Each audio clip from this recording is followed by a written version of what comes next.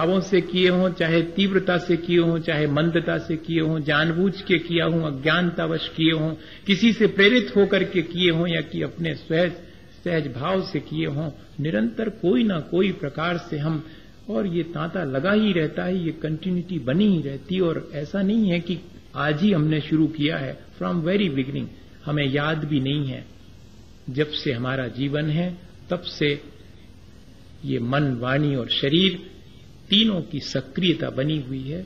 जब तक ये मन, वाणी और शरीर की सक्रियता है तब तक मेरे कर्म आते रहेंगे, और जब तक मैं कोई न कोई शुभ अशुभ भाव करता रहूंगा, काम, क्रोध, मान, माया, लोभ के परिणाम जो विकारी मेरे भीतर उठते हैं, वे जब तक चलते रहेंगे तब तक ये कर्म की प्रक्रिया निरंतर चलती रहेगी। कर्म की प्रक्रिया इस तरह की है।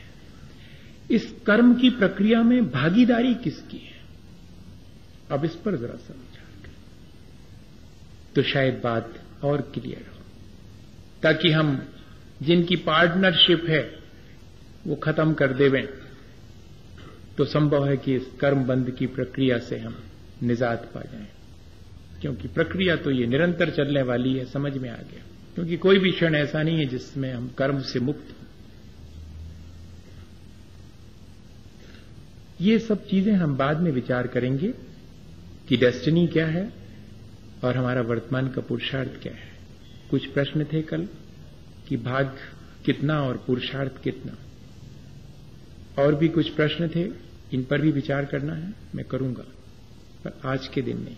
आज तो कर्म की साझेदारी में कौन कौन मेरे साथ है, इस पर थोड़ा सा विचार करेंगे, और इस कर्म बंध की प्रक्रिया को समझने के बाद, उसकी साझेदारी को समझने के बाद अपने आप ये बात समझ में आ जाएगी कि कितना मेरे भाग्य से और कितना मेरे पुरुषार्थ से, और भाग्य को और पुरुषार्थ को कौन निर्धारित करता है, ये सब चीज समझ में आएगी। एक बहुत अच्छा विचार भी मेरे पास आया था कल शाम को, किसी ने लिख करके दिया था कि मुझे अपनी उस परम विशुद्ध अवस्था को प्राप्त करना है। ये बात तो ठीक है, लेकिन सिर्फ उस परम विशुद्ध अवस्था को ही प्राप्त करने के लिए मैं सारी चीजें करूं, ये बात सबको हो सकता है कि ठीक ना जान पड़े। तो क्यों ना हम ऐसा करें कि मेरा जो वर्तमान का जीवन है, मुझे उसे ही बहुत अच्छे ढंग से जीना है। अगर इतना भी कर लें तो बाकी जो बहुत कठिन से विचार हैं कि ईश्वर क्या है और ईश्वर कहाँ रहता है और ईश्वर को बनाया किसने है, या कि ईश्वर ने सृष्टि को बनाया है, इन सारी बातों को यदि हम सिर्फ विचार तक सीमित रखें, और करने के लिए तो सिर्फ इतना ही है कि हम अपने लक्ष्य को ध्यान में रख करके अपने वर्तमान को अगर सुधारें, तो क्या एक विचार नहीं हो सकता? मैं इस विचार से सहमत हूं, यह भी एक विचार है। और हम इतने दिनों से वही करते आ रहे हैं कि हम बाकी सब भूल करके, बाकी सारे प्रपंच को भुला करके सिर्फ एक ही बात तय कर लें कि कल जैसा मैंने जिया था जीवन, कल मैंने जैसी वाणी बोली थी, कल मैंने जैसे विचार किए थे, कल मैंने शरीर से जैसी चेष्टा की थी, जिनसे कि मैं निरंतर मेरे कर्मों का संसार बढ़ाता हूं, मैं उसको और बेहतर ढंग से करूं। कर्मों को बेहतर ढंग से करने का मतलब है कर्मों से मुक्त होना, और कोई बहुत बड़ी चीज नहीं है। कर्म जितने बेहतर ढंग से हम करेंगे, बेहतर ढंग क्या है जिससे कि आगे संचित ना हो, वही ढंग सबसे बेहतर है। और जो व्यक्ति ये ढंग सीख लेता है, वो व्यक्ति कर्मों से पार हो जाता है। ये बात अपन आगे समझेंगे, इसलिए मैं इस विचार से सहमत हूं। अब हम इस बात को थोड़ा सा डिस्कस कर रहे हैं कि इसमें भागीदारी किस किस की है। मेरे कर्मों के आने में, मेरे मन, वाणी और शरीर, और मेरे अपने भाव, उनको रोकने में, उनको सामर्थ्य देने में। कर्मों को जो बंध जाते हैं मेरे साथ, जो बाद में फल देते हैं, उनको सामर्थ्य भी मैं ही देता हूं, मेरे अपने परिणाम उनको सामर्थ्य देते हैं। तब देखें कि कौन सी चीजें हैं। 3 चीजें हैं। मेरी अपनी आसक्ति, मेरा अपना मोह, ये कर्मों के बंधन में पहला भागीदार है। इसमें मेरी परवशता है, क्योंकि ये संस्कार मोह का और आसक्ति का बहाना चला रहा है। ये मेरे हाथ की नहीं है, ये परवश है, साझेदारी। दूसरी है मेरे अपने वर्तमान के पुरुषार्थ का निर्धारण भला करना है या कि बुरा, ये साझेदारी मेरे कर्मों के बंधन में इसकी भी है। मेरे वर्तमान पुरुषार्थ की भी साझेदारी है, वो भला भी हो सकता और बुरा भी हो सकता। ये निर्धारित मैं करता हूं, ये मेरे स्ववश है।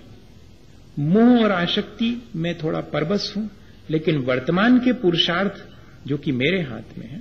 और तीसरी बात, इस कर्म बंध की प्रक्रिया के बारे में गाफिलता, लापरवाही और अज्ञानता, ये तीसरा साझीदार है मेरे कर्म बंध की प्रक्रिया। ये भी मेरे हाथ में है।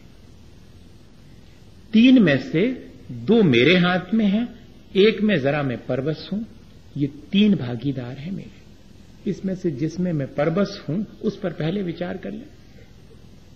ये जो मेरा मोह है, मेरी जो आसक्ति है, मेरे जो कर्म करने का निरंतर, आज वर्तमान में अगर कोई कहे कि शांत बैठो, तुम उसको निठल्ला मानेंगे क्या? कुछ भी नहीं करते हो, कुछ करो। ये जो कुछ करो वाली प्रक्रिया है, इस संसार के मोह की वजह से वो मेरी अपनी परवस्था जैसी हो गई है कि कुछ करो, लगे रहो। अशुभ में लगे हो तो अशुभ में लगे रहो, शुभ में लगे हो तो शुभ में लगे रहो। मुझे शुभ और अशुभ दोनों के बीच साम्य भाव रख करके जीना है, ये बात ख्याल में ही नहीं आती। मेरा मोह मुझे निरंतर कर्म करने के लिए प्रेरित करता रहता है। मेरी आसक्ति मुझे निरंतर संसार के कर्म करने के लिए। थोड़ी देर को जब मोह शांत होता है, तब संसार के कर्मों से ऐसा लगने लगता है कि अब बहुत हुआ, टू एनफ। वरना तो कई बार हम संसार के कार्य द्वेषवश छोड़ देते हैं, हमसे नहीं होता, कहां तक करें हम। और या फिर नहीं करता हूं राग पूर्वक या कि द्वेष पूर्वक। दोनों स्थितियों में मैं निरंतर कर्म में संलग्न रहता हूं। तो मेरा मोह जो है वो मेरे इस कर्म के बंधन में सबसे बड़ा भागीदार है। और मेरा वर्तमान का पुरुषार्थ तो है ही, और मेरी अज्ञानता भी है। कर्म कैसे कितनी जल्दी बंध जाते हैं मैं जानना ही नहीं चाहता। ये मेरी लापरवाही, मेरी अज्ञानता। मैं अगर थोड़ा सावधान हो जाऊं तो शायद इस प्रक्रिया में मैं थोड़ा सा बदलाहट कर सकता हूं, मैं परिवर्तन कर सकता हूं। मोह क्या चीज है? सब कहते हैं कि मोह है क्या चीज। आचार्य भगवंतों ने उसका लक्षण बताया है, उसे डिफाइन नहीं किया, उसका लक्षण बता दिया। अनंत भगवान के प्रति अश्रद्धा होना और जीवों के प्रति करुणा का अभाव होना, ये मोह का लक्षण है। देखें जरा, इस पर विचार करें, शायद इससे बच सकें हम। अनंत भगवान के प्रति श्रद्धा नहीं होना। अनंत भगवान मतलब जो अपनी विशुद्ध अवस्था को प्राप्त कर चुके हैं, या कि जो राग द्वेष के संसार से ऊपर उठ चुके हैं, यानी जो वीतरागी हैं। तो वीतरागता के प्रति रुचि नहीं होना, संसार के प्रपंच में रुचि होना, इसका नाम है मोह। बहुत सीधी सी चीज है। राग द्वेष में रुचि है सुबह से शाम तक, और वीतरागता में रुचि नहीं है, यही तो मोह है। और यही मेरे कर्म बंध की प्रक्रिया का सबसे बड़ा भागीदार है, सबसे बड़ा पार्टनर है ये। और दूसरी चीज, मेरे अपने सुख सुविधा के साधनों को जुटाने के लिए मेरे अंदर की दया और करुणा मैं सब बालाए ताक रख देता हूं एक तरफ उठा करके। ये जो दया और करुणा का अभाव है वो भी मोह का लक्षण है।